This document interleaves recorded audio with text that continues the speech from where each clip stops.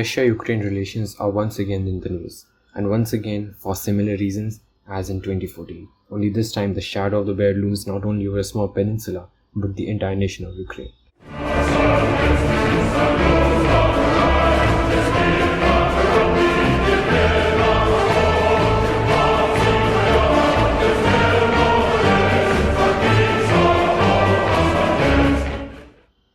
Eastern Europe was left in a state of bleak uncertainty in the years following the dissolution of the Soviet Union in 1991. The USSR's collapse into smaller republics was seen by the West as the final nail in the coffin of socialism, and more importantly, the historic divide between East and West. This could not have been further from the truth. Initially, yes, it seemed as if the newly formed republics would no longer be hostile to the West and NATO.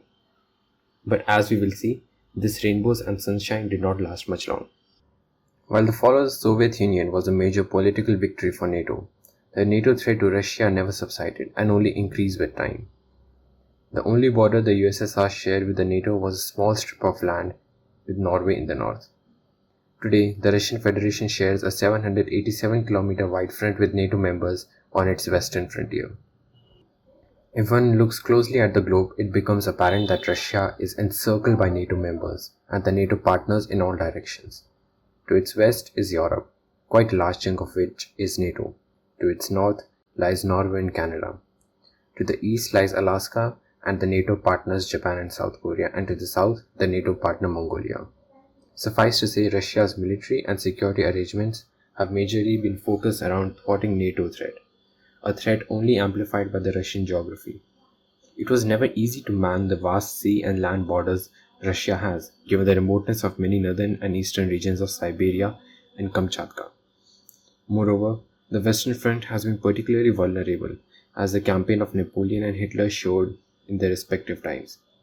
Save for the Russian winter, the region does not have any effective natural barriers to protect the cities and population centers of Moscow and St. Petersburg. Thus, the only effective solution at hand for Russians is to create a land buffer between itself and its rivals, as the USSR did with the Iron Curtain.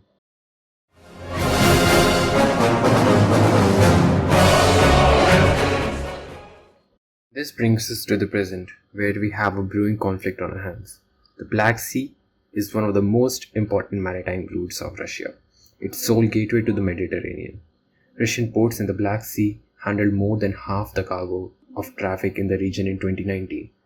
Ukraine followed in the second place, occupying nearly 1/4 of the total cargo in volume. The Black Sea hence has always been of great economic and strategic importance to Russia.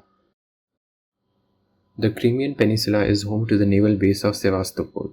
Sevastopol's warm water port, natural harbour, and extensive infrastructure make it among the best naval bases in the Black Sea. Russia's lease of the port ran through 2042. However, the removal of a Russia-leaning government in Ukraine and the speculation of Ukraine joining NATO threatened this position. In response, Russia annexed Crimea on the grounds of interests of the Russian people and secured this strategic stronghold. Operating from Sevastopol, the Black Sea Fleet provides Russia with the ability to project power in and around the Black Sea, while also serving as a potent symbol of Russian power. Thus, on 27 February, Russian special forces seized the buildings of Council of Ministers and Supreme Council of Crimea and raised Russian flags. The parliament held an emergency session where the Crimean government was voted off and Prime Minister Anatoly Mohylyov was replaced by pro-Russian Sergei Aksyonov and had a referendum on status of Crimea vis-à-vis Ukraine. And this brings us where we are today with respect to the status of Crimea.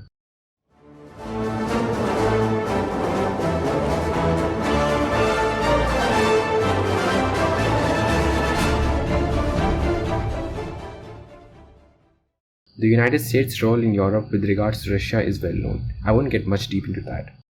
However, the events that unfolded in Afghanistan in 2021 are worthy of mention. The Taliban takeover of Afghanistan and the shit show we witnessed after has certainly been a blow to the global image of the American power projection. The absolute failure of the Afghan National Army to stand ground also hit the credibility of American assistance to its allies. This has certainly given confidence to rivals of USA like China to more aggressively assert their claims. Russia is no exception to that. Despite talks of assurances to Ukraine by Western powers, many poorly worded remarks by American policymakers have given rise to the idea that Russia could invade Ukraine with impunity.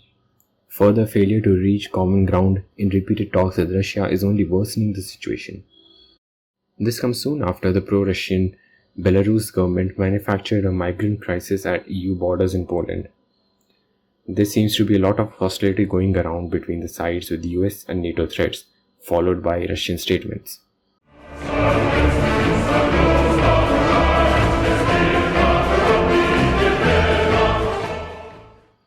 The Russian military seems to have gone into full swing for the build-up, even calling 2 battalions of the S-400 system from the Far East to Belarus for drills. Satellite images obtained by Reuters show Russian armored personnel carriers, trucks, and other military equipment massed as a storage facility 20 miles from the border with Ukraine in the city of Klimovo. Other images show military vehicles, troop tents, tanks, and artillery support equipment in the Yelnya military training area about 160 miles from Ukrainian territory.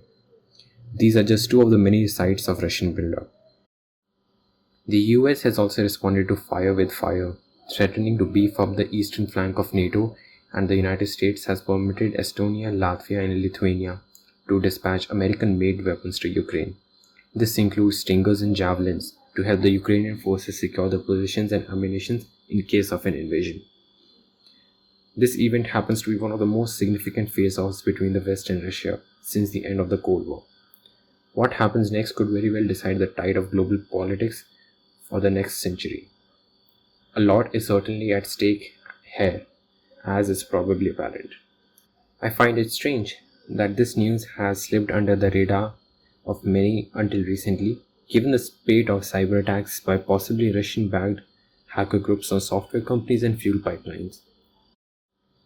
As always, it remains in our best interest to be more aware about the world around us, because we live in an era where events thousands of kilometers away affect our lives in ways we can never imagine. Peace out.